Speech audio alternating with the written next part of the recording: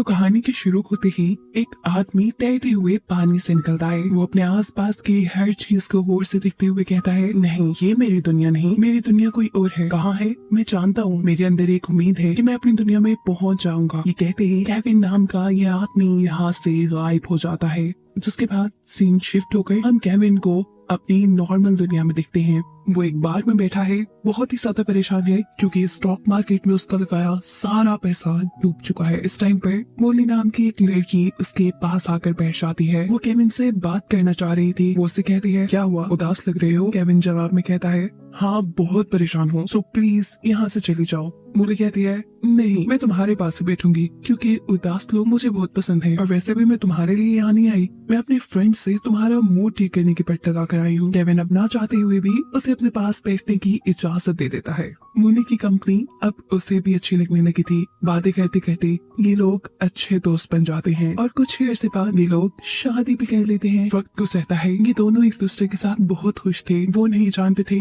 कि उनकी ये खुशी ज्यादा अरसे चलने वाली नहीं, क्योंकि एक दिन ऑफिस से घर आते हुए ट्रक के साथ टक्कर होने पर केविन का बुरी तरह एक्सीडेंट हो जाता है। उसे इस वक्त जब होश आया तो वो एक खाली रोड पे था, बिल्कुल जिंदा सलामत। वो इधर उधर देखता है, यहाँ एक बूढ़े आदमी के अलावा कोई नहीं था, ना कोई इंसान, ना ट्रैफिक। उस बूढ़े आदमी से पूछता है, मेरा एक्सीडेंट हुआ था, मेरी गाड़ी कहाँ है, मेरा फोन, मुझे अपनी वाइफ को कॉल करनी है। और इस सब के जवाब में वो आदमी कहता है कि तुम ऐसा कुछ नहीं कर पाओगे केविन, क्योंकि तुम एक दूसरी दुनिया में हो। ठीक एक्सीडेंट के टाइम पे मैं तुम्हें वहाँ से निकाल कर यहाँ ले आया था। यहाँ खड़ा हुआ बूढ़ा इंसान अब केविन से अपना तारुफ करवाता है और कहता है, मैं बेनिफैक्टर, मेरा काम है लोगों को एक दुनिया से दूसरी दुनिया में शिफ्ट करना। ये बातें करते करते वो केविन को एक रेस्टोरेंट में बुलाया था। केविन कहता है, मुझसे मजाक करना बंद करो, मुझे मेरी दुनिया में वापस जाना है, तुम आखिर मुझे यहाँ लाए क्यों हो? बेनिफैक्टर कहता है, हाँ, मैं तुम्हें इस दुनिया में इसलिए लेकर आया ताकि तुम भी मेरी तरह एक शिफ्टर बन जाओ। तुम्हारा काम होगा असली दुनिया से दुखी और गुस्से वाले लोगों को निकाल कर यहाँ इस दुनिया में ले आना। केविन जवाब में कहता है, मैं नहीं मानता कि ऐसा कुछ पॉसिबल है, मुझे प्रूफ दो। इस तुम्हारे साथ वेट्रेस बैठी है, इसे गायब करके दिखाओ। बेनिफैक्टर कुछ भी बोले बगैर अपने हाथ पे बंधी हुई वॉच पे कुछ कोड दबाता है और ये लड़की यहाँ से गायब हो जाती है। सच्चाई जानने के बाद तो केविन भी घबरा चुका था। उससे कहता है, मुझे कोई शिफ्टर नहीं बनना, प्लीज मुझे मेरी वाइफ के पास वापस भेज दो।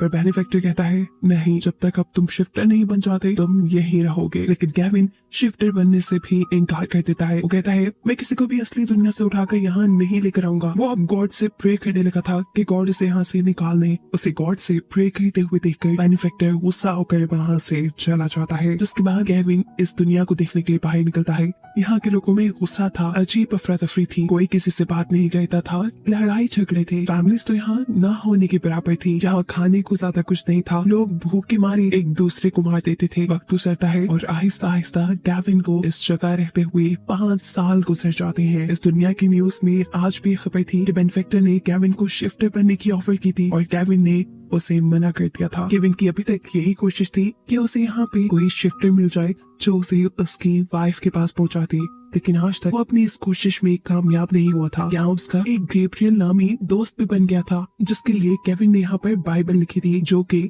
यहाँ लिखना मना था। खैर, केविन अब एक ऐसे इंसान के पास जाता है जिसके पास ऐसी टेक्नोलॉजी है जिसके जरिए असली दुनिया के लोगों को देखा जा सकता है। केविन यहाँ पे अपनी वाइफ को देखना चाहता था। काफी ट्राई के बाद उसे वो दिख भी जाती है। वो इस आदमी से कहता है, मैं अपनी वाइफ के पास वापस जाना चाहता हूँ, मुझे इसकी लोकेशन बताओ। लेकिन वो आदमी कहता है, मैं ऐसा नहीं कर सकता, मेरे बस में बस इतना ही है कि मैं तुम्हें तुम्हारी वाइफ को दिखा दूं। केविन यहाँ से निकलकर बाहर आ जाता है। बाहर बहुत से लोग प्रोटेस्ट कर रहे थे। केविन और उसका दोस्त गैब्रियल भी इन लोगों में जाकर खड़ा हो जाता है। पुलिस इनके आगे खड़ी हुई थी। अचानक इन्हीं प्रोटेस्ट करने वाले आदमियों में से एक आदमी भागते हुए दूर जाकर गायब हो गया। उसके यहाँ से भागते ही पुलिस ने लोगों पे गोलियां बरसाना शुरू कर दी थी।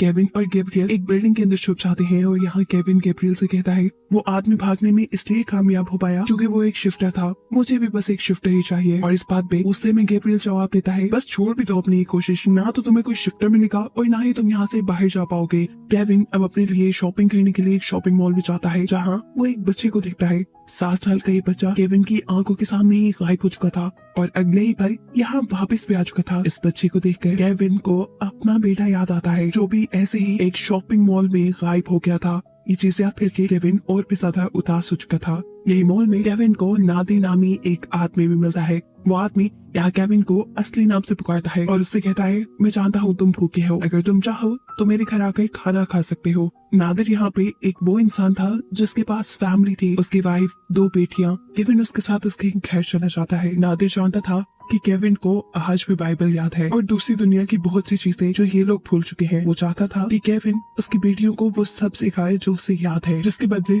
वो उसे उसके घर में रहने भी देगा और उसे खाना भी देगा। इससे पहले कि केविन एक्साइटेड हो पाता, यहाँ पर अलार्म बजना शुरू हो जाते हैं। जल्दी से ये लोग न्यूज चलाकर देखते हैं तो इन्हें पता चलता है कि बेनिफैक्टर जो काफी सालों से इस दुनिया में वापस नहीं आया था, कल वो वापस आने वाला था। ये जानकर केविन की तो उम्मीद जैसे दोबारा से जाग गई थी अपनी दुनिया में जाने की। केविन जल्दी से अब उस आदमी के पास आता है जिसके पास असली दुनिया में लोगों की लोकेशन जानने वाली टेक्नोलॉजी थी। वो उसे मूली की लोकेशन मांगता है, पर ये आदमी केविन को बताता है कि तुम मूली की लोकेशन तब तक नहीं जान पाओगे जब तक शिफ्टर वाला वो खास किस्म का ब्रेसलेट तुम्हारे पास नहीं होगा। अब शिफ्टर वाला ब्रेसलेट सिर्फ बेनिफैक्टर के पास था और अगर केविन को वो हासिल करना था तो उसे बेनिफैक्टर को मारना था, जिसके लिए वो गैब्रियल से गन ले लेता है। हालांकि वो जानता है कि इस दुनिया में गन रखना इलीगल है। सुबह होती है, बेनिफैक्टर भी इस दुनिया में आ चुका था।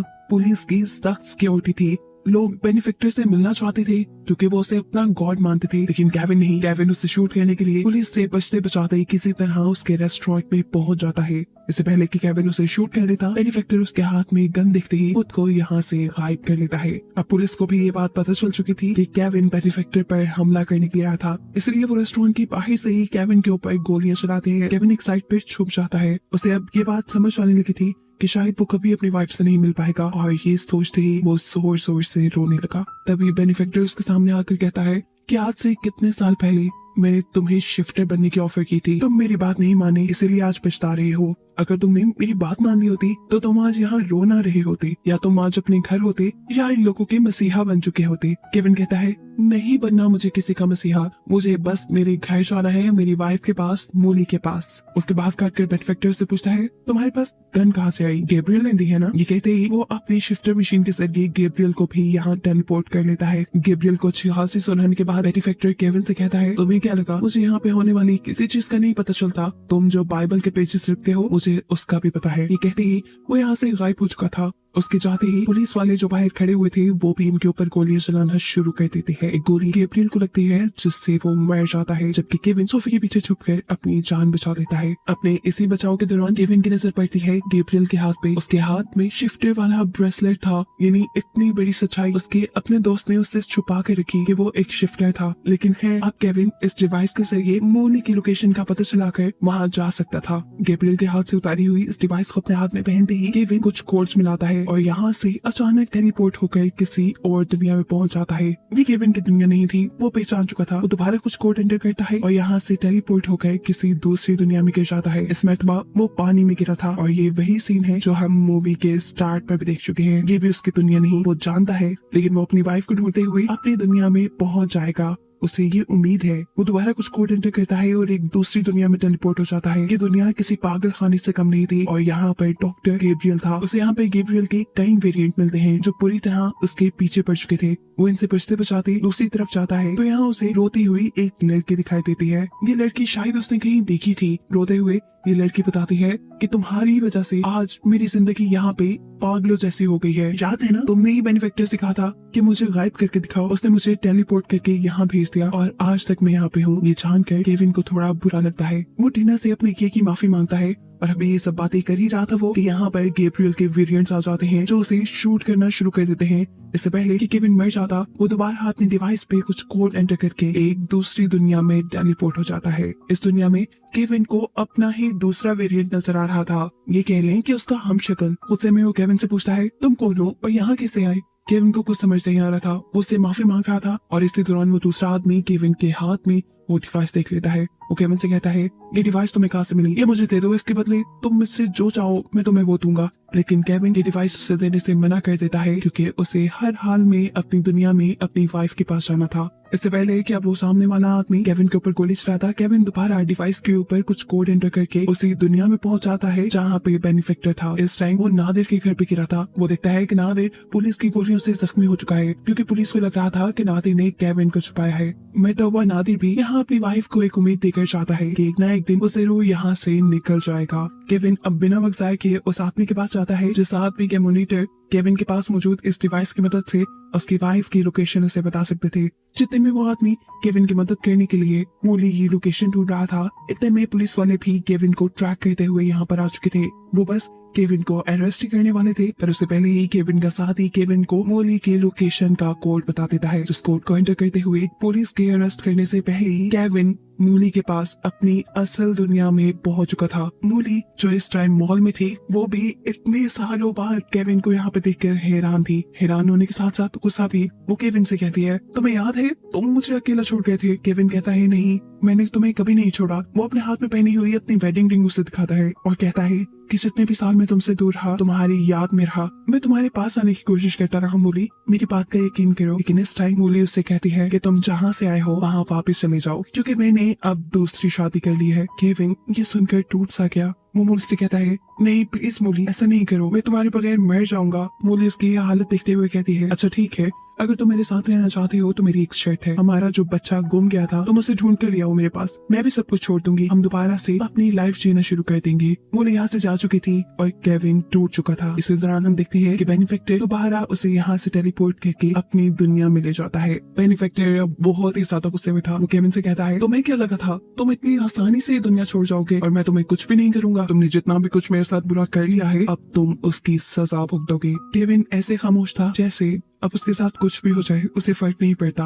बेनिफिक्टर कहता है, तुम्हारे पास दो ऑप्शन है, एक ये कि मैं तुम्हें तुम्हारी वाइफ के पास तुम्हारी पुरानी लाइफ में वापस भेज दूं, और दूसरा ये कि जिस लड़की को तुम्हारी वजह से मैंने पागल खाने भेजा था उस लड़की को मैं उसकी लाइफ में भेज दूं। बेनिफिक्टर शायद उसका इम्तिहान ले रहा था, क्योंकि इस टाइम जिस दुनिया में केविन था, इस वक्त इस दुनिया में हर कोई सेल्फिश बन चुका था। बेनिफिक्टर जानता था कि केविन अपनी लाइफ में वापस आने का फैसला करेगा, लेकिन हैरानकुन तौर पे वो उससे उल्टा फैसला करता है और लड़की को उसकी पुरानी लाइफ में भेजने का फैसला कर देता है। केविन की बात मानते हुए बेनिफिक्टर ने टीना नाम इस लड़की को उसकी फैमिली के पास वापस भेज दिया था। ये लोग देखते हैं कि अपने घर जाकर वो बहुत खुश थी, लेकिन बेनिफिक्टर गुस्से से पागल हो चुका था, क्योंकि केविन हर मर्तबा उसकी सोच से उलट काम करता था और इस वक्त वो गुस्से में केविन को गोली मार देता है। केविन की आंख एक नई दुनिया में खुली। वो एक बार के पास खड़ा था। वो बार के अंदर चला जाता है जहाँ उसे अपनी वाइफ मूली बैठी दिखाई देती है। केविन को ये एक चांस लग रहा था। वो मूली के पास जाता है और उससे पूछता है, उदास लग रही हो,